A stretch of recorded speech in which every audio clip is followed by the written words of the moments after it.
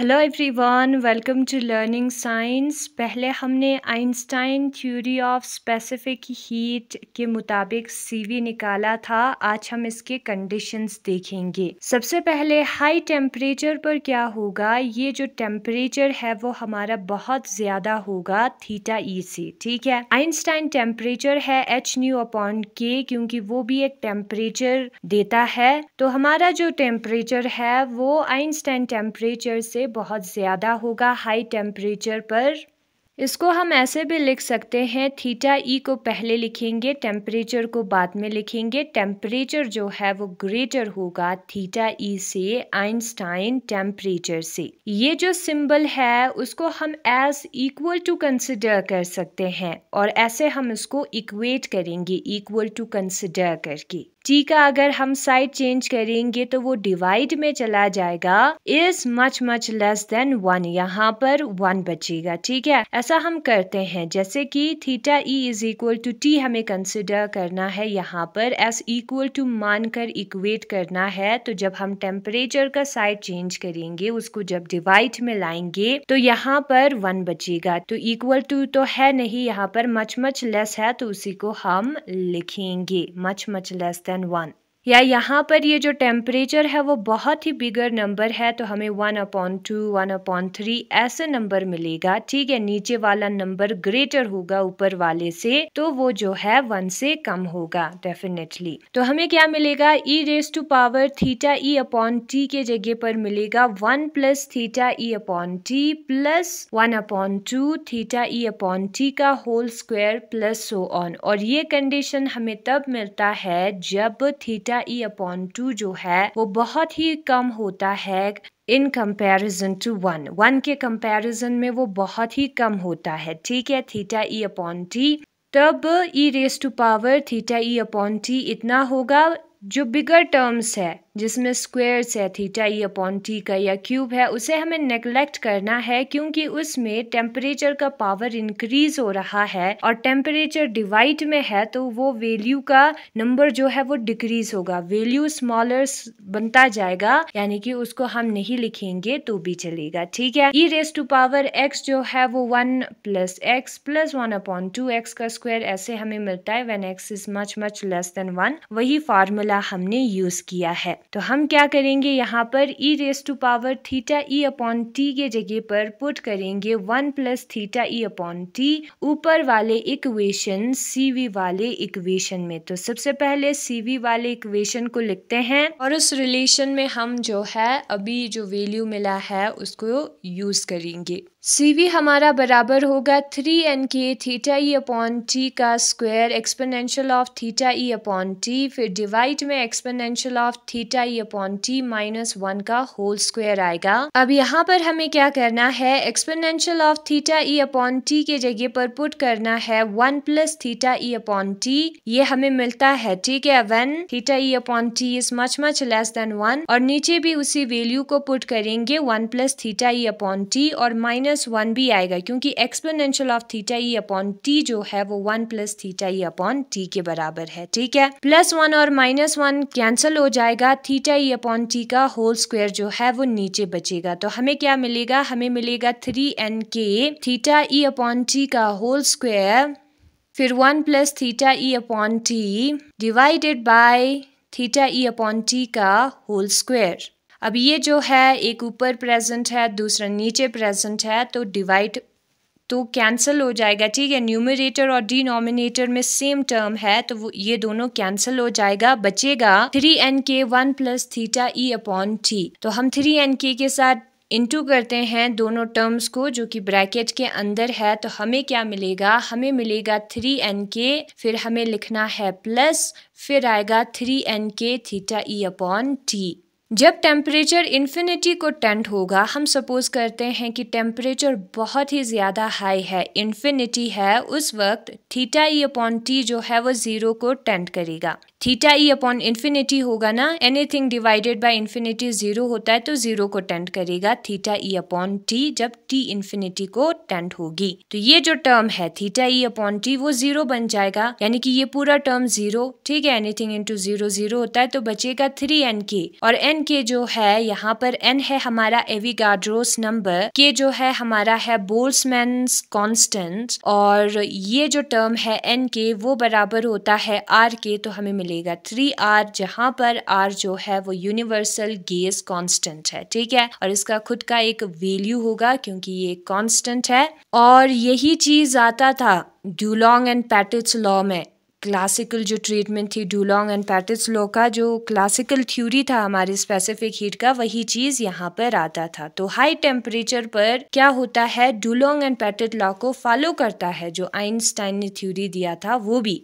Low temperature पर क्या होता है अब हम देखेंगे। अब लो टेम्परेचर है यानी कि हमारा जो टेम्परेचर T है, ठीक है, वो बहुत ही कम होगा थीटा ई से, क्योंकि टेम्परेचर हमारा लो है आइंस्टाइन टेम्परेचर से। तो उस वक्त क्या होगा, उस वक्त जो है e raise to power theta E upon T -1 जो CV में टर्म है ना, वो बराबर होगा e raise to power theta E upon T के। ये एक फॉर्मूला है, ठीक है। जब टेम्परेचर जो ये टर्म डिवाइड में है ना पावर में, वो बहुत ही कम होगी उस वक्त। सपोज करते हैं कि वो इतना कम है कि वो 0 है, यानी कि 1 डिवाइडेड बाय 0 आएगा जो कि इन्फिनिटी होता है, और e raise to power infinity आया क्योंकि ये जो टर्म है वो पावर में है, और anything raise to power infinity जो है वो इन्फिनिटी होगा। तो ये जो टर्म है वो इन्फिनिटी बन जाएगा जब t बहुत छोटा होगा, ठीक है। तो इन्फिनिटी में से माइनस करेंगे 1, हमें इन्फिनिटी ही मिलेगा क्योंकि इन्फिनिटी बहुत बड़ा नंबर है, तो यही टर्म इसलिए आया है। ऐसे आप याद रख सकते हो या डायरेक्ट फॉर्मूला आप याद रख सकते हो। तो इस टर्म के जगह पर हम e raise to power theta E upon T directly लिख सकते हैं क्योंकि वो टर्म इन्फिनिटी बन जाता है, और उसमें से अगर हम -1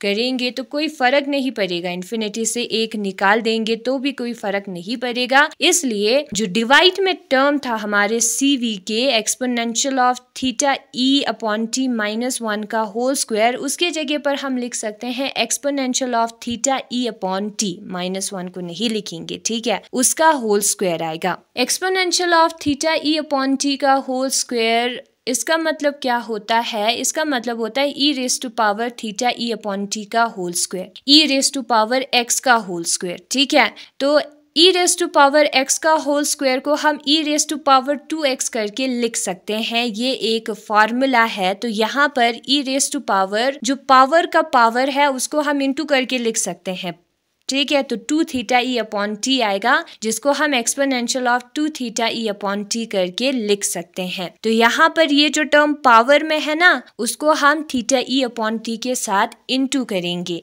जो टर्म पावर में है, 2 पावर्स है, तो हम ऐसे लिखते हैं एक्सपोनेंशियल जब हो, ठीक है। तो exponential of 2 theta E upon T आएगा यहाँ पर। अब ये जो टर्म है इसका मतलब है e raise to power x हम सपोज करते हैं, और ये है e raise to power 2x। अगर हम इसको ऊपर लेकर जाएंगे तो e raise to power -2x बन जाएगा, पावर का साइन चेंज हो जाएगा, ठीक है। फिर उसके बाद when the bases are same, powers are added करेंगे तो e raise to power x -2x आएगा। माइनस क्यों आया है, क्योंकि यहाँ पर माइनस साइन है, प्लस इंटू माइनस माइनस होता है, e raise to power x plus minus x है, that is plus into minus minus होगा। नाउ x में से 2x अगर हम निकालेंगे तो -x बचेगा, या आप इसको ऐसे भी कर सकते हो, x को कॉमन बाहर निकाल सकते हो, ठीक है। x को कॉमन बाहर निकालेंगे तो 1 और 2 बच जाएगा, 1 - 2 जो है वो -1 होता है, वही चीज हमने यहाँ पर किया है। और e raise to power negative x को अगर हम डिवाइड में लेकर जाएंगे तो वो प्लस x बन जाएगा, पावर का साइन चेंज हो जाएगा,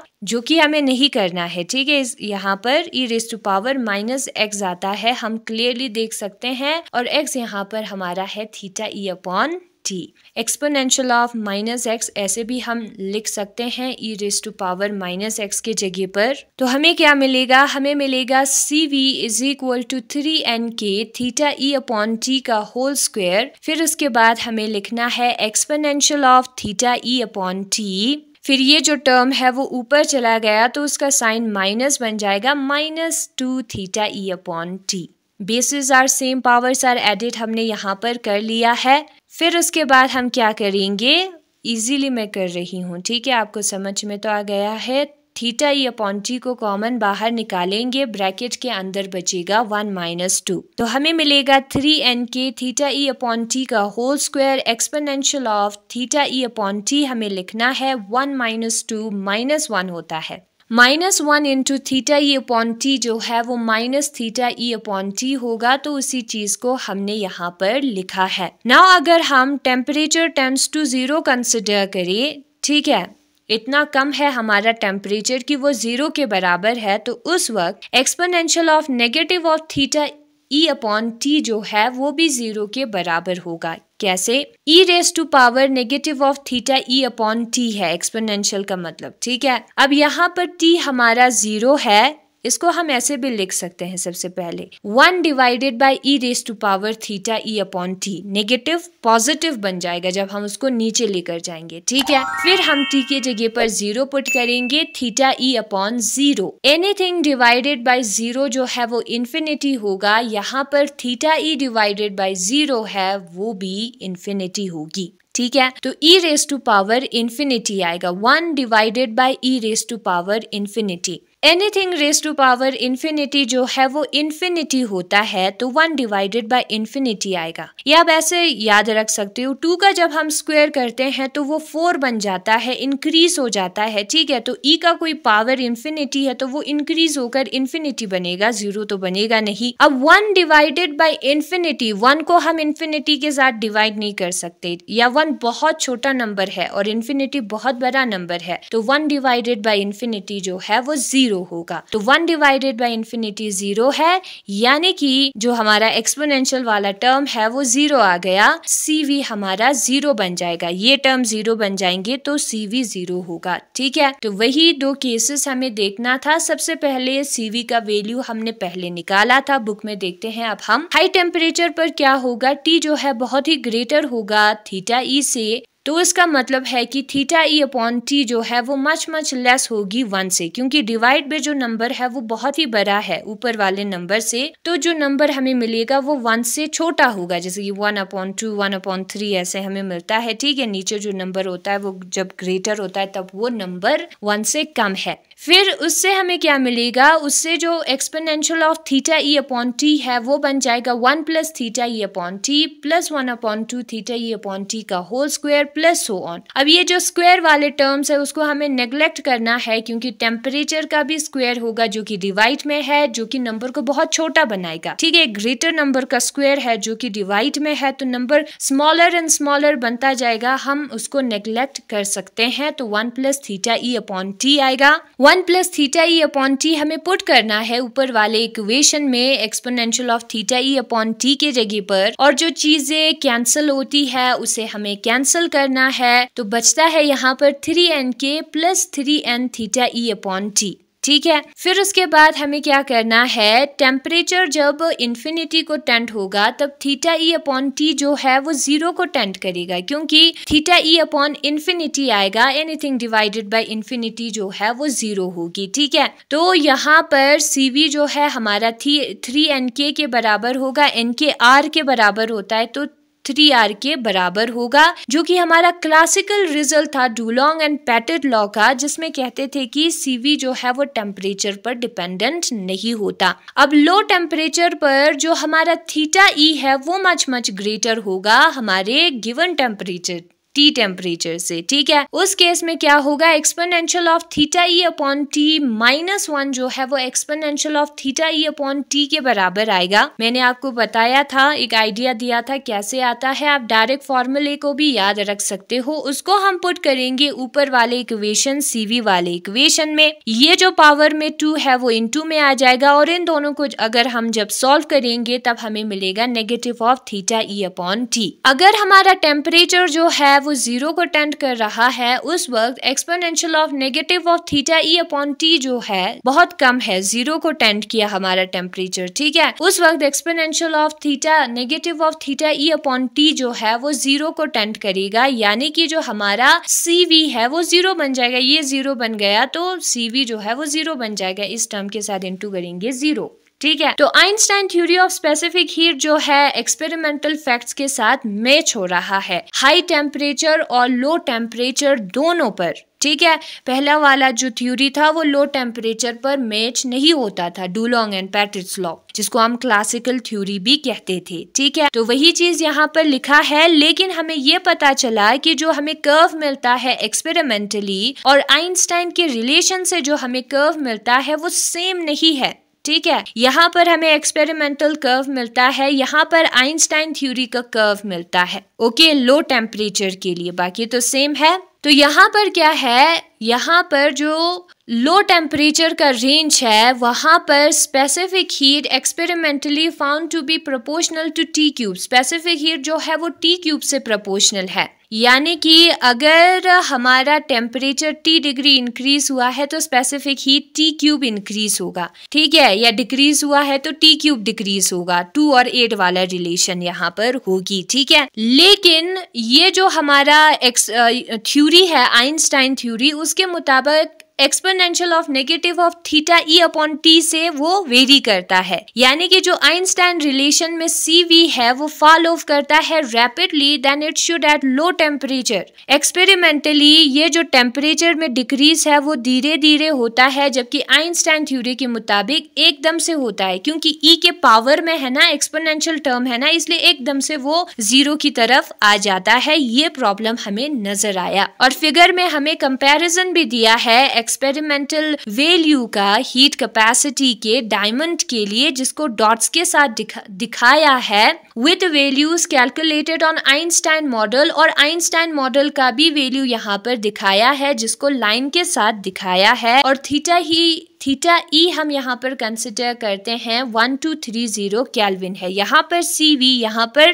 टेम्परेचर होगा। ठीक है, थीटा ई को हमने 1230 केल्विन कंसिडर किया है। तो ये हमें ग्राफ मिलता है। तो जो ड्रॉबैक्स था Einstein model of specific heat का, नाउ हम उसे देखते हैं। The reason for discrepancy between the theory and the low temperature experimental results are due to oversimplified model employed by Einstein that all the atomic oscillators, atoms of crystal, vibrate independently at the same frequency। ये जो problem आया हमारी figure में, ठीक है, उसका reason ये है कि आइंस्टाइन ने बहुत ही सिंपल मॉडल दिया था। उन्होंने कंसिडर किया था कि जो एटॉमिक ऑसिलेटर है वो अपनी मर्जी से ऑसिलेट करते हैं, इंडिपेंडेंटली ऑसिलेट करता है, हर एटम वाइब्रेट होता है, दूसरे एटम से उस पर कोई फर्क नहीं पड़ता और सारों का फ्रीक्वेंसी सेम होता है। लेकिन रियलिटी में ये जो ऑसिलेशन है ना वो कपलिंग टुगेदर होता है relative to their neighbour in the lattice. एक एटम अगर वाइब्रेट होगा तो उसके जो पास वाले एटम है उस पर उसका असर पड़ेगा, वैसा होता है ऑसिलेशन यहाँ पर। And are capable of producing spectrum of frequencies, और वो अलग अलग फ्रीक्वेंसीज प्रोड्यूस कर सकते हैं। यहाँ पर ऑसिलेशन एक ही फ्रीक्वेंसी में नहीं होगा, अलग अलग फ्रीक्वेंसी में, अलग अलग वेवलेंथ में यहाँ पर ऑसिलेशन होता है। ठीक है, सिंगल फ्रीक्वेंसी न्यू यहाँ पर नहीं होता। लेटर ऑन ये जो प्रॉब्लम है उसको हटाया गया और जो